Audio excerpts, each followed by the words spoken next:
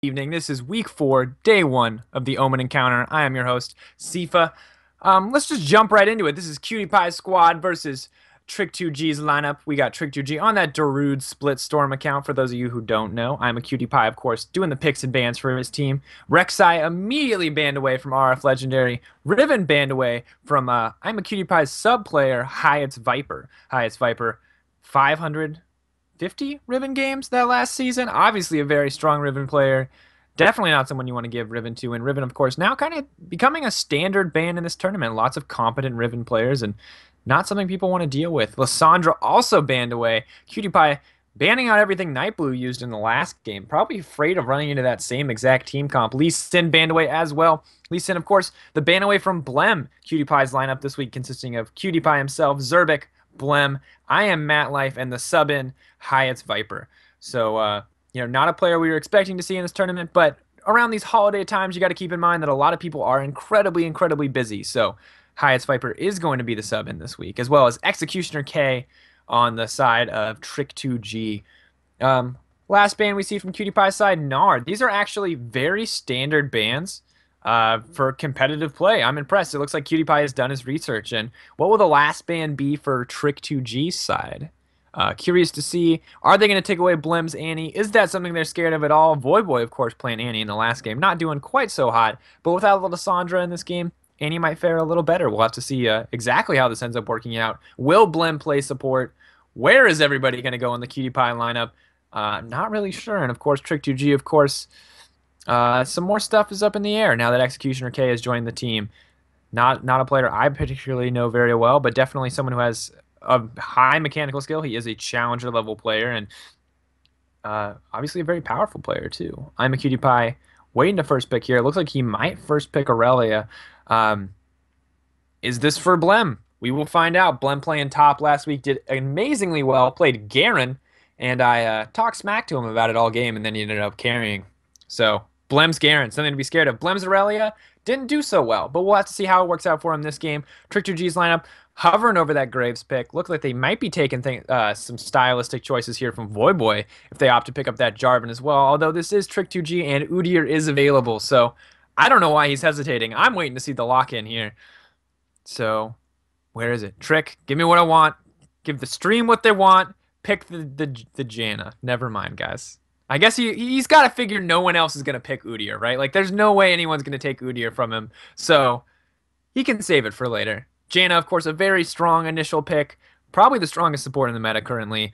Offers so much defensive and offensive utility. Can do so very well. But the ban, the perma-ban champion, I never thought would get through and completely missed myself up until this point. I am Matt Life on that Blitzcrank. I am Matt Life, one of the most proficient players on supports in this tournament, and definitely the most proficient when it comes to hooks.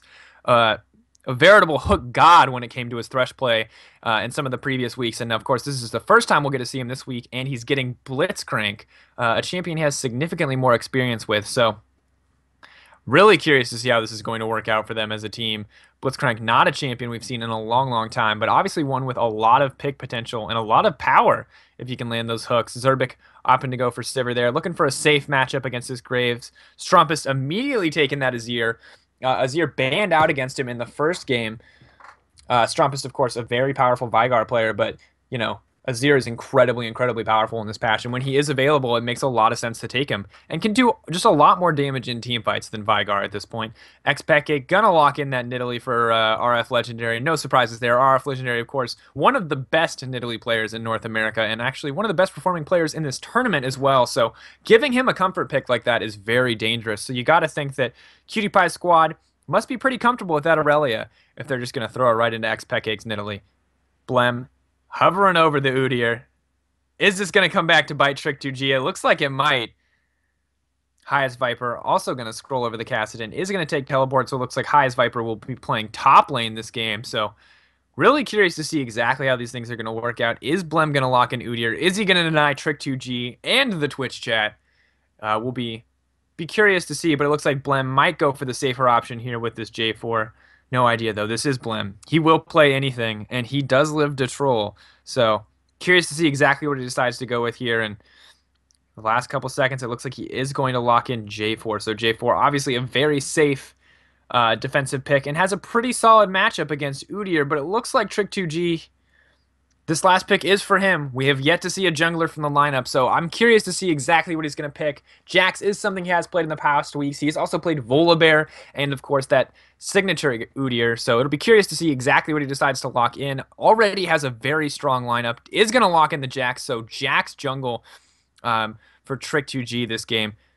Jax, of course, going to fare a little bit better on this team than anyone else would. Sivir going to be able to kite away that Udyr pretty easily, and, of course, going to get locked in that Cataclysm if he goes with the Udyr pick. So Trick2g giving up his favorite champion for something a little more practical for the team. Not something we usually see him do, but obviously his Jax is very strong as well. RF Legendary in the top lane with that Nidalee pick.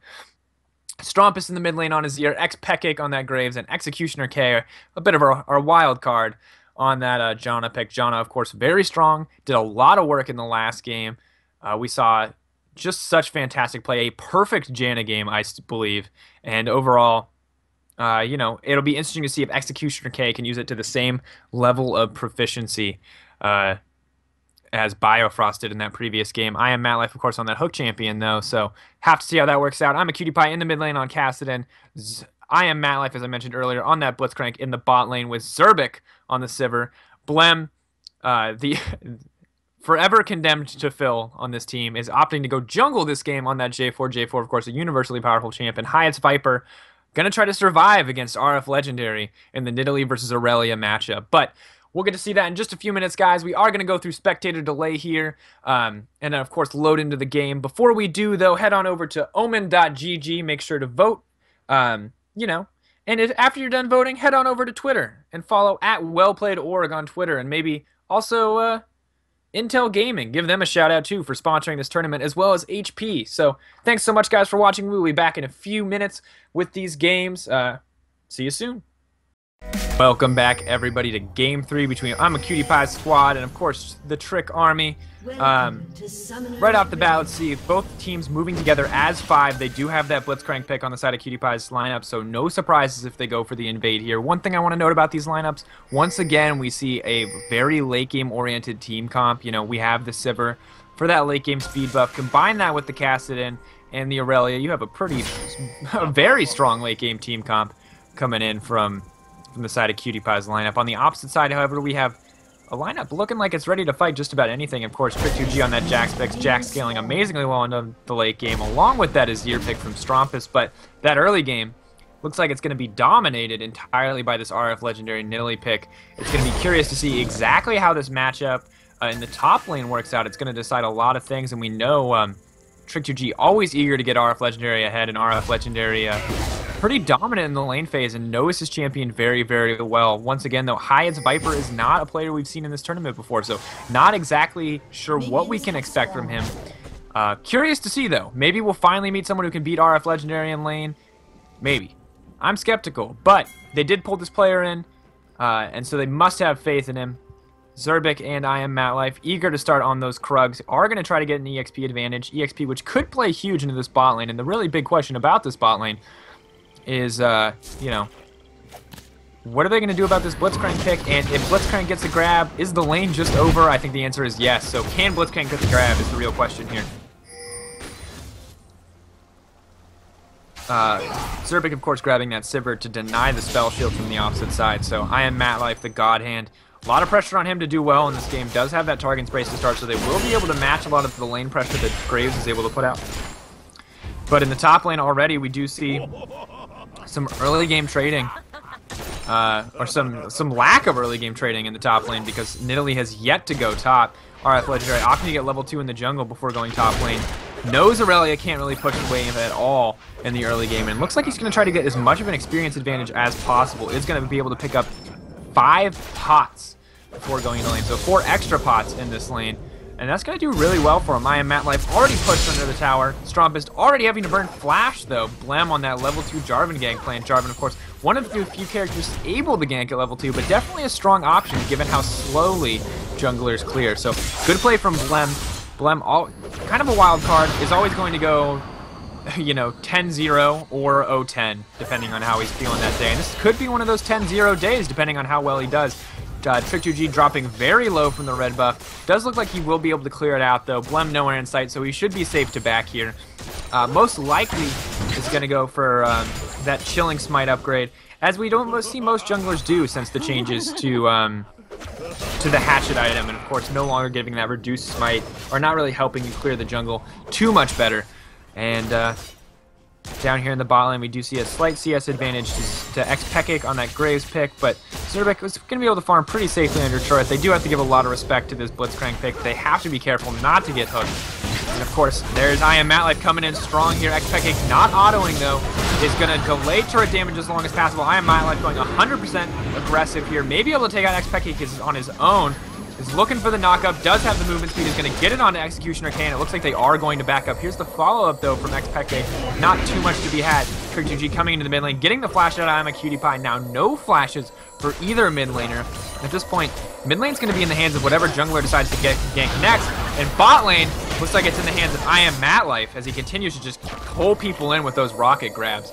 Imaqtpie getting caught out for a second time, manages to survive this one, does have to burn heal. Both players do still have their flashes up, but on the opposite side, we do still have heal coming in from Sivir, so a small advantage to this part of the bot lane, but Trick2g here to gank, ready to gank, but also not so ready to fight Blem at this point, especially with Imaqtpie there, ready to hook him under tower at any possible moment.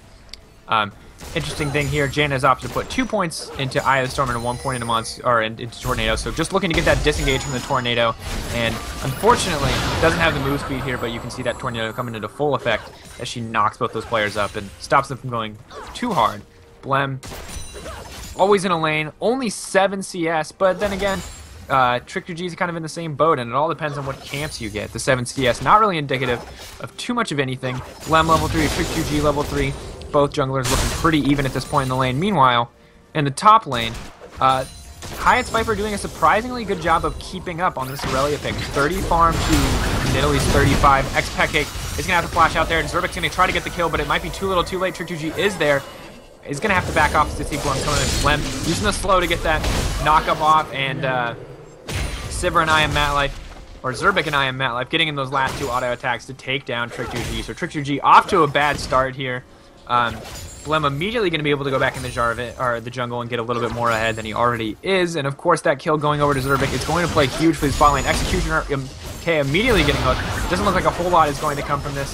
Imaqtpie might actually go down. Nope, walks away with 1 auto attack left, and they are able to push in that lane, and Executioner K doesn't have to burn anything for that, but you know, very risky play if Zerbeck had hit that boomerang blade. That might have been a bit of a different story. Overall, hyper-aggressive play from Imaqtpie. Kind of what we're used to on that, seeing him play Thresh, but of course, now on this Blitzcrank, even more aggressive as he has less disengage options. So, excited to see this guy. He's living up to the hype, is landing all of those hooks, and just playing so fantastically well. Meanwhile, on the top lane, RF Legendary, not doing so hot against Hyatt's Viper. Hyatt's Viper playing very defensively, doing very well to get CS into the lane, and just using just pushing creep wave to his advantage to try to keep RF Legendary away. RF Legendary falling a little bit behind in trades, but it's going to be able to heal up very easily. Hyatt's Viper using that Crystalline Flash combined with that hidden style to stay sustained as well. So a very back and forth top lane, and at this point, despite RF Legendary's aggressive early game, it looks like Hyatt's Viper is doing just fine.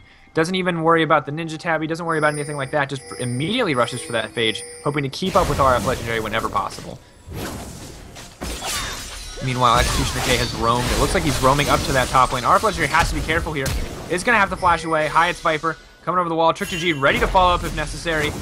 Executioner K also on the way. Does give the shield to RF Legendary. RF Legendary is going to be able to go in here. Trick2g does still have the stun available. Is going to use it. And it looks like Hyatt's Viper is going to go down. RF Legendary getting that early game kill that he needs to get ahead. And despite the very small CS differential, that 1 kill is going to come in huge. RF Legendary, of course, having to buy those 2 Doran's Blades to stay relevant in lane, but now with that extra little burst of gold, he might be able to buy something to win this matchup for him. Imaqtpie doing impressively well in the mid lane, 53 CS to Strumpus's 48.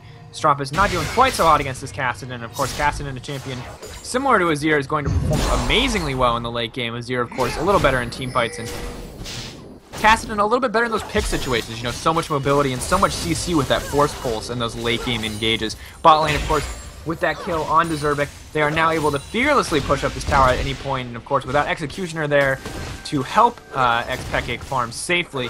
The lane is pretty much in the favor of Zerbic and Matlife now. Matlife reading the situation a little bit wrong there. Not going to land every hook, but Blem's also ready to follow up if he does. Zerbic immediately blocking that buckshot, wanting the mana back, wants to throw out that boomerang blade whenever possible. Blem still sitting, floating around the bot lane, but Trick2g also available and in the nearby area, so this could turn into a 3v3 skirmish. Blem pulling the classic wait as long as possible. Executioner K does look like he's going to come in here. Blem does miss the knockup, but gets the slow off, which is huge, and now Blitzcrank can land the grab securely. Red buff not going to be enough there. But I am Matlife somehow getting that kill. I'm guessing that the last little caster creep took it, and I am Matlife got the last little bit of tick of damage there from that caster creep, giving himself credit. Blem, of course, doing incredibly well there despite missing that flag and drag combo. Does get the slow off, which is the most important part when it comes to Blitzcrank follow-up. So, Blitzcrank, I am Matlife, able to just get that hook off, and the immediate amount of burst damage coming out was just too great for Executioner K to survive, not really having any defensive items at this point in the game. Meanwhile, on top lane, it looks like Glacial Shroud going to be the buy for RF Legendary. Looking to play a little bit more defensive in this bot lane, hoping that that'll give him a little bit more advantage in trades. A little bit more mana in his pool means more heals, and of course the armor means something a little safer. Cutie Pie going in there, using that magic shield, using that Rift Walk to get on top of him. RF Legendary not too afraid though, uses the bushes and of course the power of that pounce to walk out of there. Does still have TP available if he needs to TP the top lane, but looks like without Cutie Pie there, he's not too scared of the 1v1 situation now. Does look like Trick2g is going to be in the bot lane. Zerbic, despite getting exhausted, does still have that movement speed buff. He's going to get pulled away by Matlife. I am Matlife playing out of his mind, getting that hook on Trick2g.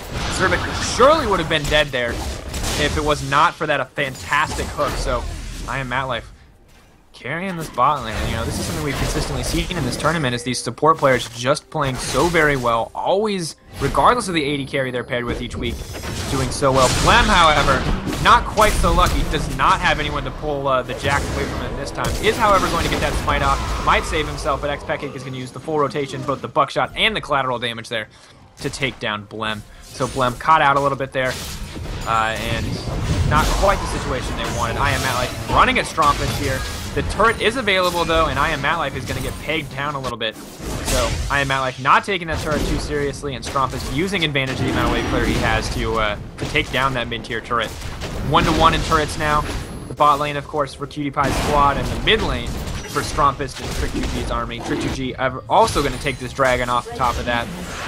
No vision from the side of Cutie Pie's side. I am Matlife a little too focused on these hooks and not able to comfortably move in there without seeing anyone on the map. So Scuttle Crab also going to be picked up. 2 pink wards, about 5 vision wards on the bottom side blue jungle from Trick2g's squad. So just absolutely excellent vision control, and this is kind of the new Trick2g. We saw this a little bit in the first game against Voivoy's squad. When they see that the enemy team is going for that late game lineup, they waste no time pressuring these early game objectives, and they're doing very well with that. So despite the fact that, you know, RF Legendary has struggled a bit in this top lane, he does now have a small lead, and will probably use that to his favor, and looks like he's on the path to Iceborne Gauntlet, which is going to give him a lot more pressure pushing this lane, and also make it a lot harder for Relia to keep up.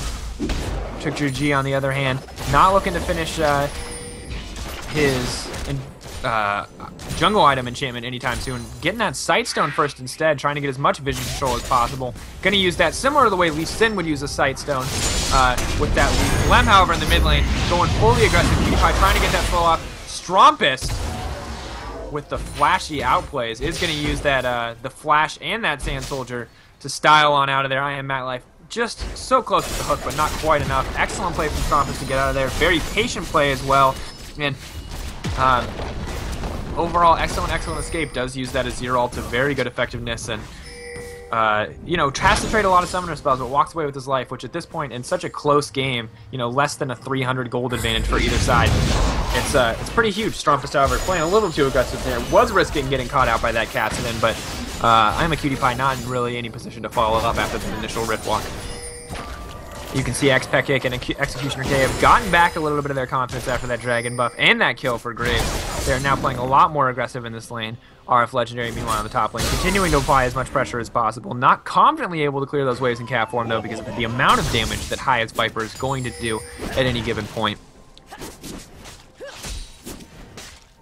Now looking at the mid lane, you can see they're almost identical as far as CS is considered. Similarly in the top lane, and the bot lane, however, is greatly in the favor of Zerbic. About a 30 CS lead for him, almost 40 for Zerbic, and you can see he's so much closer to finishing that Infinity Edge, and he's probably after this next back going to be able to go back and get it, and that's going to come in huge for him, as that huge spike of damage is going to do so well. Imaqtpie fishing for that hook, not quite going to get it.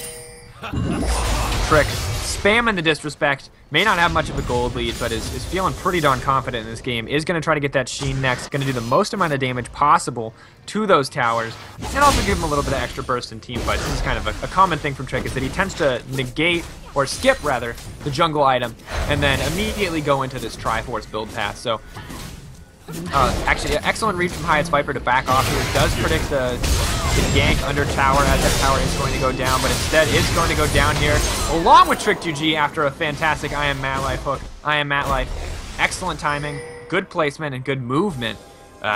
You know, just playing so well this game, landing pretty much every hook he's needed to. And that one, a little bit easier given Trick2g's focused attention, but definitely still good to turn that trade into a 1-for-1. And is now going to grab RF Legendary. RF Legendary going to be hard pressed to get out of here. Does have Flash available. Zero ult going to be immediately used to zone him out. And, you know, RF Legendary is any other character, he would have gone down there. But does have the Flash, does have that extra mobility, and has that backup from Strompus on his ear to safely get out of that situation. So overall, good use of the ult from Strompus, but just fantastic hooks from Imaqtpie. And I know I'm kind of just driving killing the point here at this point. But obviously this Blitzcrank is just playing so very phenomenally. 2-0-1. You know, it would ideally be a 0-0-3, but so many people going down before he can get there.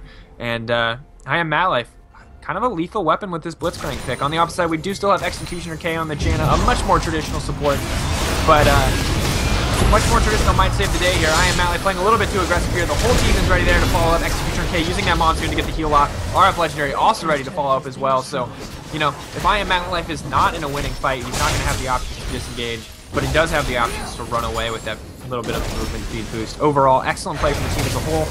They are going to use the power of that cannon minion to take down this turret, and the power of that RF Legendary Iceborne Gauntlet.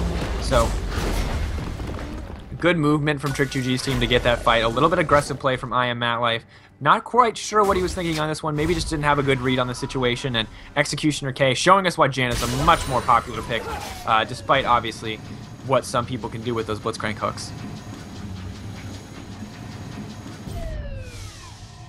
Graves slowly catching up to the Sivir, although it still appears to be about a 30 CS differential mid lane. Strompus now acquiring a lead as PewDiePie has been forced to roam consistently to prevent pressure in some of these lanes, but overall you can see 3-4 in the kills, and now almost a 3k gold lead for Trick2g's side. Patient play from Trick2g's team overall, still rotating a lot, still getting those early game picks. Imaqtpie on the outside looking to get a pick there, but when this team's so far behind, hooking someone out of the fight might not win it for them at this point in the game. Azir does have his ultimate available, and Trick as well does have his smite up if they do want to engage. Smite combined with that jump and that stun going to do a lot of work in these engages, but the team overall looking pretty low on health is going to have to back off here. They may have the way clear to save this tower, but it doesn't look like they want to go face-to-face with Imaqtpie. Now the hook's down to feel a lot safer at this point. Stromp is playing a little bit too aggressive there. Is going to go down to Imaqtpie in that powerful static field. Good use of the ultimate there. 3-0-1 from Imaqtpie. The bloodthirsty support is alive and well in these games. So, once again, Imaqtpie kind of coming in strong for the team here, but with him being the primary source of kills at this point, the only person other than Zerbic with kills at this point, it's going to be tough for the team to win. RF Legendary not having Flash this time to get out of the situation, overextending a little bit there, but he is going to be balanced out by the fact that Blem goes very aggressive into that tower, does give his life. They do pick up Xpeke, however, as a result, and a very back and forth game. You know, what was once clearly a 2k gold lead is now a little smaller. Not by much, but still, overall, aggressive play from both sides, and it'll be interesting to see if Trick actually goes for this dragon attempt. They do still have the pink on the dragon, but Imaqtpie does spot this out, does see that both characters are low, can probably solo either one of them if his ultimate is available at this point in the game.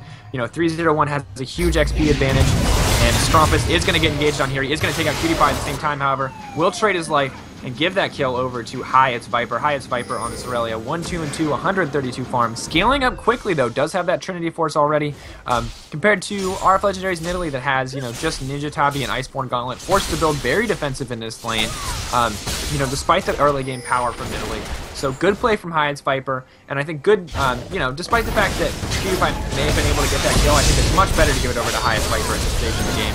Blem flashing out immediately, Xpeke gonna go fully aggressive there, does have Executioner K to back up, has to be careful about how he plays this.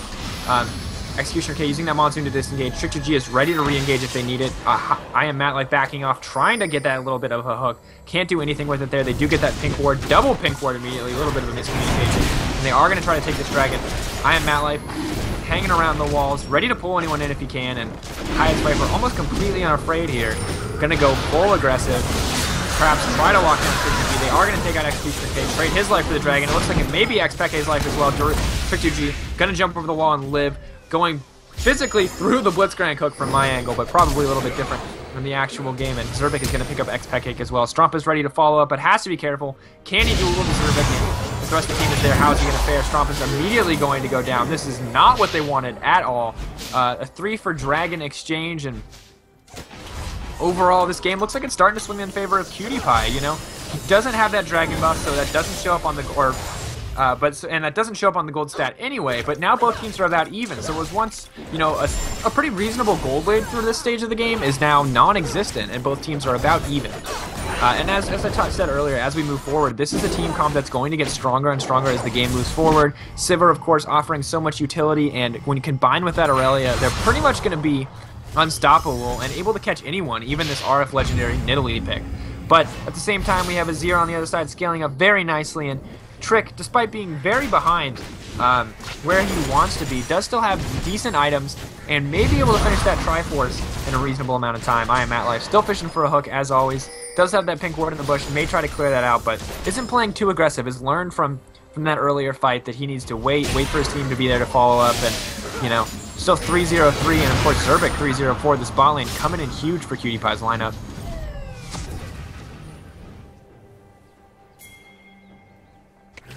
RF Legendary, of course, still solo split pushing that top lane, playing incredibly well, and getting a substantial CS lead, but not having the team fight impact that Hyatt's Viper does on that Aurelia pick. So has to be careful about how he forces engages, has to be careful with the amount of pressure he's applying, and you can see that he's got the vision control on the top side of the map to back it up. So despite the fact that Trick2g's team is now even, they gave up a bit of that advantage, they are playing very smart, and they are getting the vision control necessary to stay in this game and to potentially get the picks that they want.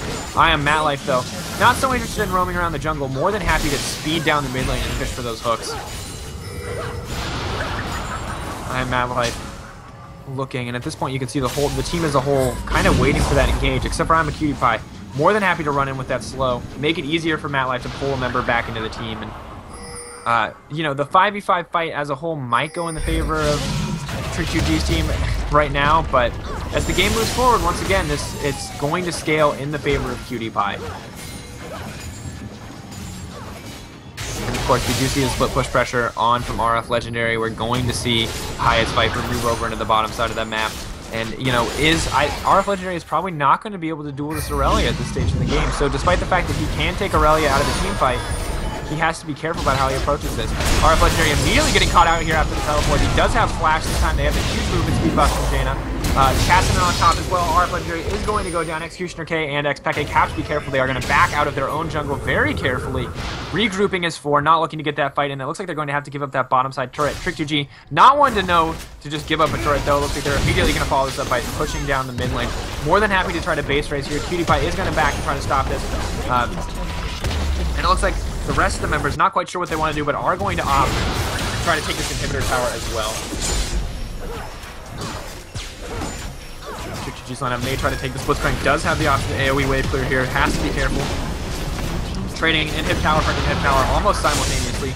It looks like both inhibitors are going to go down. PewDiePie has to be careful here. He does not have the defensive option outside of Breathwalk to keep himself safe. They are going to take their inhib down. Will they try to go for more? RF Legendary is back up. They probably can't push this in, and it looks like a 1-for-1 inhibitor trade, except No, the confidence coming in from Hyatt's Viper is huge, along backed up by the Zerbic, backed up by Blem. They have that immense attack speed buff from that J4. They're going to take at least one inhibitor turret. The backs are being denied by Imaqtpie. Will they go for any more? RF Legendary immediately going in on Blem once he sees he has the team to back him up, and it's going to be hard to get away from this Nidalee.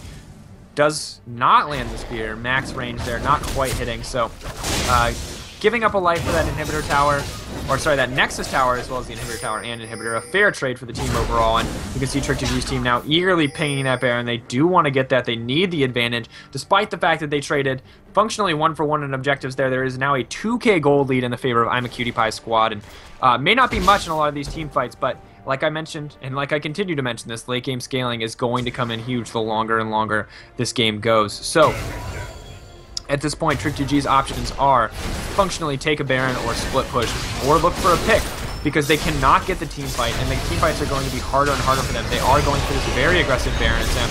You're going to see Executioner K burn that Monsoon cooldown just for the heal, just sort of kind of keep these players up during Baron. It looks like Imaqtpie squad may be moving in a little bit too late here. However, if they get here in the next couple of seconds, they are going to be able to pin up, and then Imaqtpie going to grab on like here. He's going to go in, going to get as much damage as possible. They give up his life for it in the process. So many members from the Trick2g squad going down. 3 almost immediately. Xpeke and Strumpus going to be able to get out and keep that Baron. But at this point in the game, you know, when you have the 4 members on the enemy team still alive and well, you know, what are they going to have to give up for this? Cutie still hungry for these kills, not going to let them go back so easily. Going to try to get Strumpus here. Strumpus going to have to flash away, and Xpeke looks like he's going to safely back. The rest of the team kind of trying to push down mid lane. It looks like they're a little less than decisive on what they want to do. Zerbic appears to be heading down to the dragon, get a little bit of vision control, and may try to solo take that dragon. Doesn't have the lifesteal outside of Doran's Blade, but should probably do it anyway. Cutie a little caught out here. Has to be careful. It looks like he's going to go not quite down. Riftwalk coming up right when he needed it. Has to be careful though. He is on a ward here, and the rest of the team is hungry for Cutie at this point in this game. But it looks like Zerbic, Hyatt's Viper, and Blem are going to be able to take down this dragon and give their team that first dragon buff, which is that nice 6% AD and AP boost, which for their team at this point in the game is going to come in pretty huge, especially that Sivir, who has built almost nothing but attack damage. Fantastic score lines coming out from Cutie side. 3-1 and 3 on that Cassidy, 3-1 and 8 for Imaqtpie on Blitzcrank, 5-0 and 6 for Zerbic on Sivir, offering so much utility to his team with those 6 assists and doing so much work with those 5 kills. 2-5 and 5 for Blem. No surprises. Blem is an aggressive player. Like I mentioned earlier, he usually goes 10-0 or 0-10, and despite the fact that this looks like one of those games where he won't have quite a fantastic kill score, it still looks like it could be a game where he might win. And then, of course, Hyatt's Viper, 3-2 and 3, having huge impact more in the pressure she provides than in the actual kills or assists at this point in the game. Trick2g's lineup, most of them occupied on the bot side of the map. Trick himself not providing any pressure at this point, farming up his own jungle. So the team as a whole has to be careful. They do have that Baron buff, which gives them a sizable advantage in these fights, but at the same time, with all 5 members here and with that bot lane inhibitor down, pushing into bot is very difficult. You know, you have to push through super minions, and Trick2g is nowhere in sight. Trick, of course, trying to scale up here, has finished his Trinity Force, may opt to try to push the top lane, but at this point in the game, I don't think he can duel anyone on the enemy team except for maybe Sivir. So they have to be careful about how they play this. RF Legendary on the bottom side of the jungle, trying to get as much vision with those traps as possible. Does have a ward or 2 to place down. And can he transition this into anything? He does have the death cap finish, so he is starting to scale up there. Will be able to do a lot of damage with those spears. Almost no MR coming out from the enemy team. You know, the big question is, how is RF Legendary going to play this? Because every member of his team seems to do very well in team fights, but Nidalee is a very difficult character to play in team fights. Obviously doesn't scale as well into the late game. Not the AP Nidalee of old, where she can just chunk out teams with those spears. But Trick2g, meanwhile, in the mid lane, is going to make sure that tower is going to go down. The rest of the team eager to split push. Trick2g using the full advantage of that ultimate to get down in the inhibitor turret, and the rest of the team pushing as hard as they possibly can. This is the kind of split push we expect from Trick2g. Such fantastic play to get down that turret, and Zerbic not going to let that one go without a fight, though. Does have Hyatt's Viper, does have Cutie. They are all buffed up by that movement speed. RF Legendary has to be careful. The flash stun onto Xpeke. Instantly going to disengage the Monsoon. Gets pulled back by Imaqtpie. Zerbic going to run back and get that kill real quick. And then they are also going to get the kill on Xpeke, product of Hyatt's Viper's immense amount of damage there. That's the thing you got to be careful about running into that Sivir lineup, is you can take down that tower because they don't have the wave clear necessary to stop you. And obviously you have that split push pressure, but if you are going to get collapsed on, as a result. And, you know, not even overextending there against any team comp because they would have gotten out safely, but against a Sivir, against a champion that gives so much movement speed and so much utility for the team, that's something you have to be painfully aware of. And unfortunately, Imaqtpie's squad not going to be able to get anything back from this. Does have to give up an inhibitor tower and a Nexus tower in that exchange. Going to get some kills back. And now, despite having a very small gold lead, it looks like they're actually behind in global map pressure. That inhibitor, of course, up for Trick2g's squad as well. Trick hasn't lost a single top tower this game, interestingly enough, so despite the fact that RF Legendary was a little behind, it looks like Aurelia wasn't able to put out the same amount of pressure that RF Legendary has, and I'll be curious to see how this transitions as they move towards the next Baron and the next Dragon. Of course, this next Dragon, really important for Trick2g, not quite so important for Imaqtpie's squad, just because of the movement speed buff, versus, of course, the buff to tower damage in this patch. And tower damage, important, but not nearly as good as movement speed in a lot of these situations. I am MattLife, would frankly love to have an extra 5%, and could be pretty big for the team. Looks like they're going to have to back off this tower, though, giving this one up for free. Well, not quite for free. It looks like less than free, as they have to give up Executioner K as well. They do have the movement speed buff from Sivir. Strumpus is going to go down, did have to burn his ult earlier. Graves is going to try to disengage with his ultimate. Trick2g going to try to fight. Imaqtpie does have to flash out there. Blem tanking a lot of tower hits for some reason. RF Legendary slowing him down, keeping him there as long as possible. They are going to go for this free inhibitor on the bottom side of the map. Trick2g's team may have to just give this up. They have to be careful about how they play this one. All 5 members are still up, and despite the fact that they are low and continuing to get lower, they may still be able to push out this mid lane. Imaqtpie playing very safe, knowing the wave is pretty far away, and trying to clear out the one that was there as fast as possible. Zerbic blocking that spear, not looking to take any damage or give RF Legendary any follow-up. Does have blue buff, so that spell shield cooldown will be up exceptionally fast, and that mana gain, not too big of a deal. Using that trinket, of course, to get sight of the enemy team following. They have to be careful about this because they are all low, so if Trick2g's squad as a whole can either get a pick here or get an inhibitor before the enemy team has to back, that could be huge. You can see on the side of Imaqtpie that it looks like no one on the team except for Blitzcrank has home guard boots at this point in the game, so he will use that movement speed bonus to the fullest potential, but the rest of the team not able to follow up quite as fast. Aurelia now getting her home guards as well, and doing a lot of work here. Imaqtpie gonna get caught out. High as Viper, playing so well. 7-2-4 now. 3-2-3 earlier in the game, picking up a quick 4 kills, no problem. I am MattLife, has to be careful here. Could get soloed out by RF Legendary. Is going to use that Miguel's Crucible on himself, keep himself alive. High as Viper, not afraid of the Nidalee Spear or any other thing in the world, is going to just take out that pink ward really quickly. Imaqtpie going to take his own blue, and Trick2g's team starting to falter here. They need to get that split push pressure. The 5v5 becoming a worse and worse option for them and the enemy team. Zerbic clearly very comfortable making these picks. You know, that Sivir ult not really having the longest cooldown as we transition into late game, and it's going to do so much work when it's used. Pick potential from this team coming in huge. Despite the rough mid game, they are bringing it back in this late game. They do have that inhib down, which is going to come in huge. Gives them a lot of pressure on the bottom side of the map. Forces one person bottom, which means this should be an easy Baron attempt for them. Well, maybe not easy, but should be a regular Baron attempt for them. And it looks like RF Legendary has spotted this out. Not the best person to do anything about it. Will be able to poke a little bit, but not going to be able to interrupt this in any way, shape, or form. The rest of the team is opting to push down the mid lane instead. I am MattLife going to chase out RF Legendary, and 3 members seem primarily unconcerned. Executioner K has to be careful here. He could go down Trick2g, despite the fact that he wants the turrets. Knows he has to keep Executioner K safe. Imaqtpie going to get almost taken out. RF Legendary going to go down to Blem and Zerbic.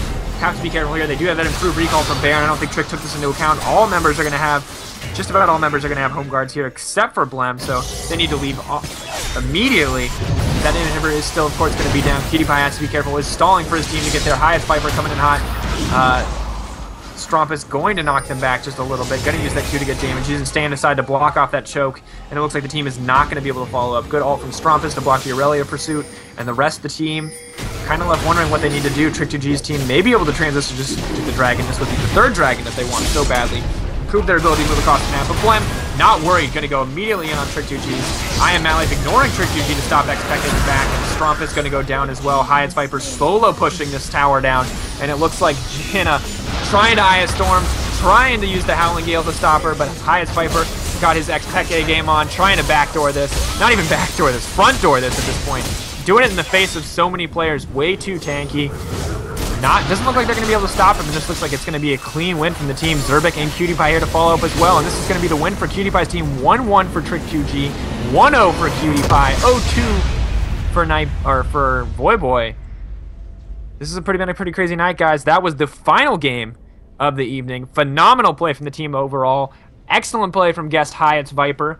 7-2-4 to end the game. Of course, 11-0-8 on Zerbic, using that Sivir to the full potential. Excellent comp from QtPie's team overall, and Trick2g's team not able to get the early game advantage they needed to bring this one out. So great play to QtPie's team. Guys, if you haven't already, head on over to OMEN.gg. That's going to be it for the games for the night, but you can still vote for the captains and the draft order for next week's games. We will be back tomorrow at 4 p.m. Pacific Standard Time, 7